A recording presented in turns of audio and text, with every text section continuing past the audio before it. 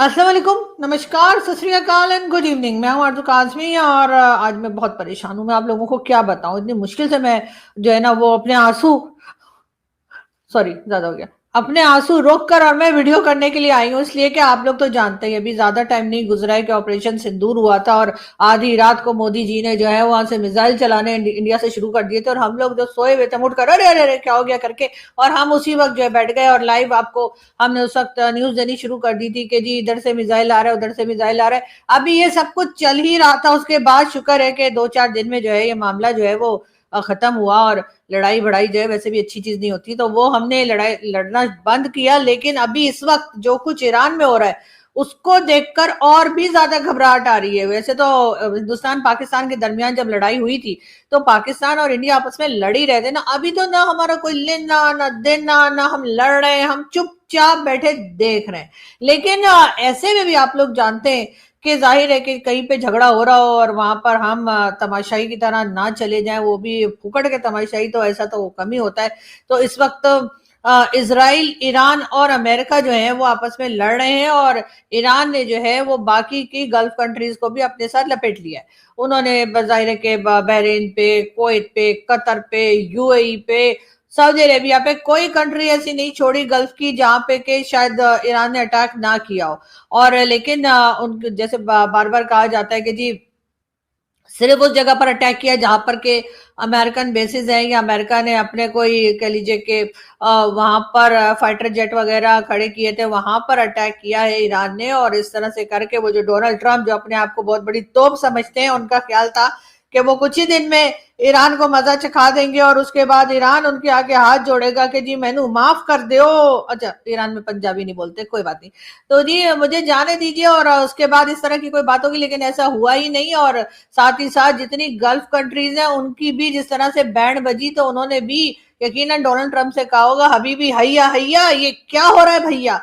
लेकिन बात सारी ये कि इस वक्त जो है वो तुर्किया के जो प्रेसिडेंट है उनका ये कहना है कि जी तमाम गल्फ कंट्रीज से उन्होंने कहा है कि प्लीज वो हिस्सा ना लें इस वॉर में, यानी कि किसी तरह से भी अमेरिका को या इसराइल को अपने यहाँ से जगह ना दें जिससे कि वो ईरान पर अटैक करें। उसी के साथ साथ जी हाँ, कतर के जो अमीर हैं उनका भी ये कहना है कि वो बिल्कुल भी इस जंग में हिस्सा नहीं लेंगे और अपने यहाँ से उन्होंने ये भी कहा है कि अमेरिका को बिल्कुल परमिशन नहीं देंगे कि वो पावर प्लांट जो ईरान के हैं उसके ऊपर अटैक कर सके। चलें, ये तो बड़ी अच्छी बात है अगर इस तरह से बात की जा रही है। लेकिन उसी के साथ साथ पाकिस्तान जो है उसके बारे में ये खबरें भी उड़ाई जा रही है, ये खबरें भी चलाई जा रही है कि जी हम जो है वो इजराइल, अमेरिका और ईरान के बीच में बातचीत कराएंगे, डायलॉग हम करवाएंगे, जंग हम बंद करवा देंगे।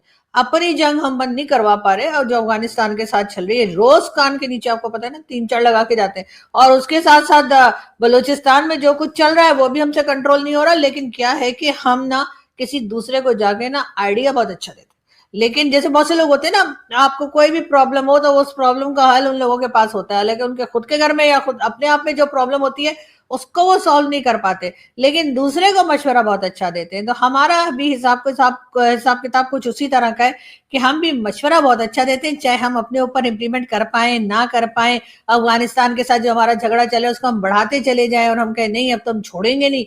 और इसी तरीके से जो कुछ बलूचिस्तान में हो रहा है उसको अभी ऊपर से अच्छे खासे हम बैठे थे, अभी अच्छे खासे ना भी बैठे हो, अभी हमारा झगड़ा चल ही रहा था। यानी कह लीजिए कि उस जगह अफगानिस्तान में भी है और ईरान से भी हम डरे हुए हैं कि कहीं ऐसा ना हो, क्योंकि आप तो जानते ही हैं कि भारत हमें खाने को बैठा हुआ है और भारत हमें बार बार जो है वो डराता भी रहता है। तो ऐसा ना हो कि किसी वक्त मोदी जी जाकर ईरान के जो खुमनाई साहब हैं, जो नए अमीर आए, उनके कान में जाके कह दें कि ये सब कुछ ना पाकिस्तान करा रहा है, बस उसके साथ ही आपको पता है सारी तोपों के रुख इधर हो जाएंगे। तो इससे भी हम थोड़े से घबराए में, तो इसलिए हम ईरान के साथ भी हैं और सऊदीया से तो हमने डिफेंस पैक्ट कर ही रखा है, उनको भी हम तसल्ली दे रहे हैं। अरे तुम तो मक्का मदीना में बैठे हो, तुम्हारा कुछ नहीं हो सकता, तुम्हारे ऊपर खुदा का हाथ है, खुदा का साया है, कुछ नहीं होगा। और सऊदी अरेबिया के जो एमबीएस है वो कह रहे हैं हाँ वो तो सब ठीक है, लेकिन जो पैसा तुम लोग ले गए हो उसका भी कुछ सोचा है कि नहीं। अब यहाँ पे तरह तरह की बातें की जा रही है। हम कह रहे हैं नहीं नहीं, हमारी फौज थोड़ी जाएगी वहां पे लड़ने के लिए, उनको तो सिर्फ ऐसे एक्सपर्ट्स चाहिए जब ईरान उनके ऊपर ड्रोन अटैक करे तो उसको वो हवा में ही जो है ना वो खत्म कर दें, किसी तरीके से डैमेज कर दें। इस तरह की बातें जो है वो हमारे यहाँ की जा रही है। हम अपने आप को तसल्ली दे रहे हैं कि नहीं नहीं, सऊदिया का पैसा भी नहीं देना पड़ेगा और ईरान भी हमें कुछ नहीं कहेगा। यानी कि हम जिसे कहते हैं ना, दो कश्तियों के सवार हैं, जो हम हमेशा ही रहे। जैसे हमने अफगानिस्तान में भी किया था कि हम अफगानिस्तान वालों को कह रहे थे या तालिबान को कह रहे थे हम तो तुम्हारे साथ हैं, साथ ही साथ अमेरिका से हम डॉलर भी पकड़ रहे थे। तो वही गेम हम यहाँ पर करने की कोशिश तो कर रहे हैं, लेकिन क्या हम इस बार कामयाब होंगे? खैर कोई बात नहीं, जंग बंद होनी चाहिए। असल बात यह है कि जंग बंद हो जानी चाहिए। और इस वक्त ईरान के डिपार्टमेंटल स्टोर्स में यह भी कहा गया है कि जी इस वक्त आजकल जैसे वॉर चल रही है, तो जो कस्टमर्स हैं वो आए और आपको जो सामान लेना है वो आप ले लीजिए, और उसके बाद जो है जंग खत्म होने के बाद जो है वो आप वापस आके और पैसा दे सकते हैं या पेमेंट कर सकते हैं।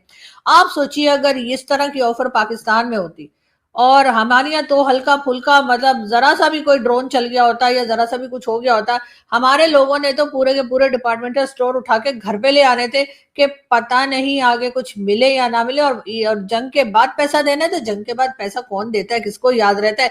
इससे मुझे ये याद आया कि जी ईरान की गवर्नमेंट ने जो 5 शर्तें रखी हैं, उसमें एक शर्त ये भी रखी है अमेरिका के लिए कि जितना नुकसान हुआ है वो नुकसान भरा जाए, दोबारा अटैक नहीं किया जाएगा, ईरान को परेशान नहीं किया जाएगा, और इसी तरह की बहुत सी बातें जो है वो ईरान ने कही है। और वो 5 शर्तें जो है या 5 कंडीशन जो है वो डोनाल्ड ट्रंप के पास जा चुकी है। लेकिन इस वक्त हो ये रहा है कि बहुत से लोगों का यही ख्याल है कि इस वक्त ईरान जो है वो जीता हुआ दिखाई दे रहा है, और ईरान ने जिस तरह से मुकाबला किया है, जिस तरह से बढ़कर अमेरिका को, जिसे कहते हैं ना, अमेरिका के दांत खट्टे कर दिए। जी हाँ, उससे लग यही रहा है कि शायद ट्रंप को भी इस बात का एहसास नहीं था, ट्रंप को भी ये नहीं लग रहा था कि ऐसा कुछ होगा, लेकिन जो कुछ हुआ है उससे डोनाल्ड ट्रंप भी इस वक्त सर पकड़ के बैठे होंगे और सोच रहे होंगे कि मैंने किन लोगों को छेड़ दिया। मैं तो समझ रहा था कि ये ऐसे आम सी कोई मुस्लिम कंट्री है, और जैसे पाकिस्तान और दूसरी कंट्रीज है कि हर वक्त मुझसे इनको पैसा चाहिए होता है या कोई और चीज चाहिए होती है, तो ये मेरी बात मान जाएंगे। लेकिन ईरान ने जिस तरीके से जवाब दिया, मेरा ख्याल है उसके बाद आने वाली कई गवर्नमेंट्स या कई जनरेशन जो है वो ईरान पर अटैक करने से पहले कम से कम 10 बार सोचेंगी जरूर कि भाई ऐसा ना हो कि लेने के देने पड़ जाए। साथ साथ हम आपको ये भी बताते चलें कि पाकिस्तान में इस वक्त फ्यूल प्राइस जो है उसको बढ़ाते चले जा रहे हैं। पहले 55 रुपीज बढ़ाए थे, सुना है 70 रुपीज और बढ़ा रहे हैं, उसके बाद आगे भी बढ़ते जाएंगे और 500 तक ले जाने की खबरें जो है वो सुनाई दे रही हैं। और ये सोचकर कई लोगों ने जो है अपनी मोटर बाइक्स और गाड़ियां जो है उनकी कुछ इस तरह की शेप कर ली, और उन्होंने सोचा है कि अगर ऐसा ही है तो फिर तो खोता सवारी ही चलेगी, और अगर खोता सवारी चलेगी तो इसका मतलब है कि फिर हम चाइना को गधे नहीं सेल करने वाले, या चाइना को हम गधे प्रोवाइड नहीं करने वाले, इसलिए कि आगे लोगों के पास जब फ्यूल नहीं होगा तो यही सवारी काम आने वाली है। उसी के साथ साथ हमारे जो आजकल मिनिस्टर साहब एक हैं, यानी कि एहसन इकबाल साहब, उनका कहना है मार्का हक, यानी वो जिसमें हम भारत से लड़े थे उसका वॉर का नाम जो है, वैसे तो कुछ और भी है लेकिन मार्का हक भी बोला जाता है। पाकिस्तान ने दुश्मन के 11 जहाज गिरा दिए। अरे यार, मतलब सर आप अभी तक वहीं पे है, मतलब आप अभी तक निकले नहीं है आप ऑपरेशन सिंदूर से, सर बाहर आ जाइए। अब आपको ये भी याद रहना चाहिए, ये भी बताना चाहिए कि ईरान ने कितने जहाज गिरा दिए, वो भी अमेरिका के। जी हाँ, ईरान ने तकरीबन 16 के करीब कहा जा रहा है कि जहाज या फाइटर जेट जो है उनको डैमेज किया है, उनको गिरा दिया है, उनका नुकसान किया है। और कई चीजों में जो है इस वक्त अमेरिका की भी बोलती बंद या कह दिए बैंड जो है वो बजाया जा चुका है ईरान की तरफ से। लेकिन हमारे मिनिस्टर साहब जो है वो उस बारे में कोई बात नहीं करेंगे, किसी किस्म का कोई मिनिस्टर भी जो है वो इस वक्त डोनाल्ड ट्रंप के खिलाफ बात नहीं करेंगे। डोनाल्ड ट्रंप के लिए तो वाहवाही ही की जाएगी। लेकिन अब हो क्या रहा है और क्या कुछ हो सकता है, उस तरफ सबकी नजर है, सबका ख्याल यही है कि आगे क्या होने वाला है, किस तरह से जो है अब ईरान जो है वो अटैक करेगा क्या, या फिर इजराइल और अमेरिका अटैक करेगा, क्या कुछ होगा। खैर एक वीडियो हम देखते हैं और फिर बात करते हैं।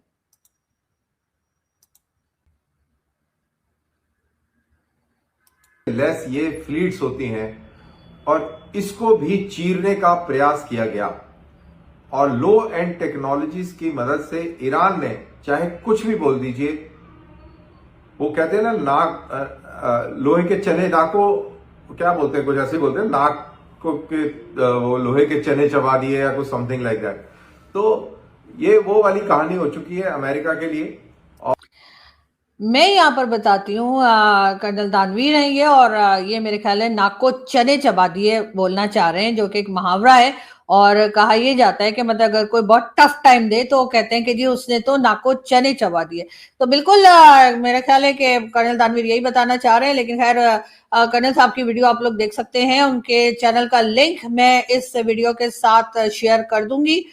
डिस्क्रिप्शन में आप लोगों को लिंक मिल जाएगा, आप लोग एक क्लिक करेंगे और उनके चैनल पे जा सकते हैं और उनकी वीडियोस जो है उनको देख सकते हैं, और उनके जो कमेंट्स हैं, जाहिर है कि जो भी वो इस वक्त डिफेंस के बारे में वो बताते हैं उससे आप बहुत कुछ अंडरस्टैंड कर पाएंगे, बहुत कुछ सीख पाएंगे। लेकिन एक वीडियो और मैं कर्नल दानवी की आपको मतलब एक क्लिप और मैं दिखाना चाहूंगी और फिर हम बात करते हैं।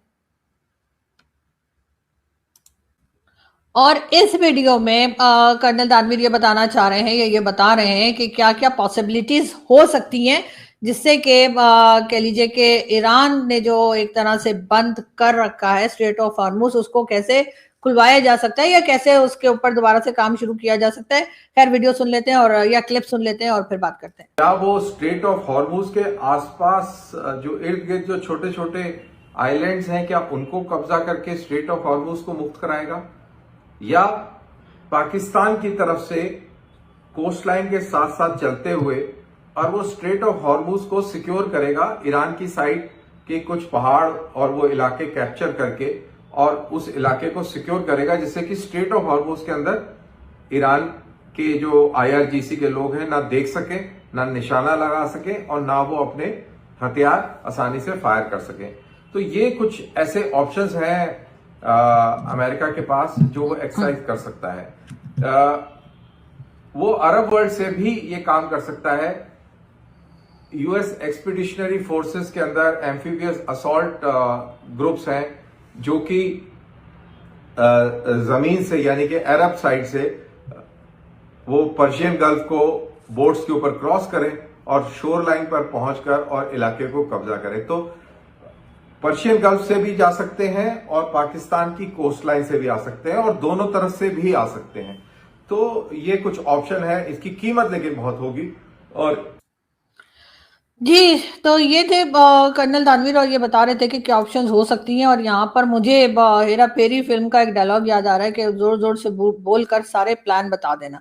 तो मुझे भी यही लग रहा है कि कर्नल दानवीर जो है वो जोर जोर से बोलकर और सारे प्लान जो है वो बता रहे हैं। लेकिन बहरहाल ये सारे ऑप्शंस जो है ये भी हो सकते हैं, लेकिन जाहिर है कि पाकिस्तान के बगैर कुछ मुमकिन नजर नहीं आ रहा। उसकी रीजन यही है कि पाकिस्तान का जो बॉर्डर है ऑब्वियसली वो भी लगता है ईरान के साथ, और ऐसे में पाकिस्तान के बगैर काम करना थोड़ा सा मुश्किल दिखेगा। लेकिन ये कि मेरा ख्याल है कि पाकिस्तान को इन्वॉल्व किया जाएगा, ना सिर्फ अमेरिका की तरफ से बल्कि ईरान की तरफ से भी। लेकिन देखते हैं कि आगे क्या होता है। लेकिन साथ ही साथ हम धुरंधर फिल्म की अगर बात करें तो जी ये दाऊद इब्राहिम को जिस हालत में दिखाया है, मुझे नहीं पता कि वो इसी हालत में है, ये जिंदा भी है कि मर गया है कि किधर है, अभी तक कोई खैर खबर दिखाई नहीं देती। लेकिन बहरहाल फिल्म धुरंधर ने जिस तरह से बॉक्स ऑफिस के ऊपर भी एक उधम मचा दिया, अभी तक 1000 करोड़ का बिजनेस कर चुकी है। और यकीनन आप लोगों ने वो फिल्म अभी तक देख ली होगी, और अगर नहीं देखी है तो जरूर देखिएगा, सिनेमा हॉल में जाकर देखिएगा। हरगिज फिल्म को जो है वो कहीं से इंटरनेट पे डाउनलोड करके, बल्कि आज मुझे कुछ एक दो इंडियन दोस्त जो है उनकी मुझे कॉल आई और मुझे कह रहे थे कि अगर आपके पास फाइल है तो आप वो फाइल हमें भेज दें। तो यानी धुरंधर फिल्म की फाइल जो है वो मुझसे वो कह रहे थे अगर मेरे पास है तो मैं भेज दूं। तो मैंने उनसे यही कहा कि अरे आप लोग तो इंडिया में ही रहते हैं, तो आप सिनेमा में जाके देखिए, आप किस लिए फाइल ले रहे हैं और आप लोग घर में क्यों देखेंगे डाउनलोड करके। तो यकीनन ये थोड़ी सी ऐसी चीजें हैं जो मेरा ख्याल है लोगों को अवॉइड करनी चाहिए। और अगर आपने फिल्म देखनी है और फिल्म को वाकई इंजॉय करना है तो आप सिनेमा हॉल जाइए और जाकर फिल्म देखिए। वैसे तो जो इससे पहले फिल्म धुरंधर आई थी वो तो गल्फ में भी बैन करवा दी गई थी, जो नहीं होनी चाहिए थी। मुझे तो ऐसा कुछ नहीं महसूस हुआ था पार्ट 1 में कि ऐसा कुछ गलत दिखाया गया है। जो इवेंट्स थे वो भी असली थे, जो कैरेक्टर्स थे वो भी सही थे, और जिस तरह से कास्टिंग की गई है कि मतलब जिसको जो दिखाया है बिल्कुल उसी तरह की शक्ल के ये कहाँ से पकड़ के लाए, ये भी बहुत ही हैरत की बात है कि कैसे ढूंढा, कहाँ से लाए कि सेम, चाहे वो चौधरी असलम का कैरेक्टर हो चाहे बाकी के कैरेक्टर्स हो, सबकी शक्लें इंतहाई एक जैसी मतलब मुझे देखी, सिवाय रहमान डकैत के। क्योंकि रहमान डकैत जो भी कह लीजिए, रहमान डकैत उतना हैंडसम या उतना गुड लुकिंग नहीं था, जितने के अक्षय खन्ना फिल्म में दिखे हैं, और ये अक्षय खन्ना वाकई में गुड लुकिंग आदमी है, तो मुझे नहीं लगता कि रहमान डकैत वैसा है। लेकिन बाकी कैरेक्टर्स जो थे उनकी बहुत ज्यादा शक्लें मिल रही थी, बहुत ज्यादा रिजेम्बलेंस आ रही थी, चाहे वो अर्जुन रामपाल हो चाहे कोई हो। वैसे अर्जुन रामपाल जो है वैसे बहुत ही गुड लुकिंग और बड़े खूबसूरत और एक बहुत बड़ी अच्छी पर्सनालिटी रखते हैं, और उनका जो हुलिया बनाया गया वो देखे शुरू में तो मुझे अजीब सा लगा, यार क्या शक्ल कर दी इनकी। लेकिन बहरहाल फिल्म क्योंकि बहुत जबरदस्त है, बहुत क्लासिक किस्म की फिल्म है, अभी शायद बहुत से लोगों को बुरा लग रहा है, लेकिन कुछ सालों के बाद आप देखिएगा कि ये क्लासिक्स में ये फिल्म आएगी, और यकीनन इसके ऊपर बहुत मेहनत की गई है। ये और बात है कि कुछ जाहिर लोगों को लगा कि पाकिस्तान के क्योंकि इवेंट्स दिखाए गए थे तो बुरा लगता है लोगों को कि भाई ऐसा कैसे। लेकिन बात सारी ये है कि अगर, जैसे मैंने पहले कहा था कि अगर यही फिल्म हॉलीवुड में बनी होती तो हम तो बड़ा प्राउडली बता रहे होते कि देखो जी क्या फिल्म बनी है। लेकिन खैर बड़े बड़े देशों में ऐसी छोटी छोटी बातें होती रहती है। लेकिन साथ साथ हम बात करेंगे हमारे आपके सभी के फेवरेट यानी कि डॉक्टर जयशंकर की। लेकिन डॉक्टर जयशंकर वैसे तो मेरे बड़े फेवरेट है, आप लोग सभी जानते हैं कि जब वो इस्लामाबाद आए थे तब भी हमने पूरी कोशिश की थी कि मीडिया को टाइम दे दें तो हमारी भी मुलाकात हो जाए। हमारा तो लिस्ट में नाम भी था, ये भी हमने कई बार बताया है, और हम उसी पे खुश हैं कि हमारा लिस्ट में नाम था। ये और बात है कि हम जा नहीं पाए या उन्होंने मीडिया से मुलाकात नहीं की, लेकिन अगर करते तो यकीनन हम भी कोशिश करके चले जाते। मैं थी, मेरे साथ एजाज सैयद और कई दूसरे जर्नलिस्ट थे जिनके नाम थे। और लेकिन अब इस वक्त डॉक्टर जयशंकर ने जो बात की है यकीनन वो पाकिस्तान में अच्छे उससे नहीं देखा जा रहा। मेरे ख्याल है डॉक्टर साहब को इस तरह से बात नहीं करनी चाहिए थी।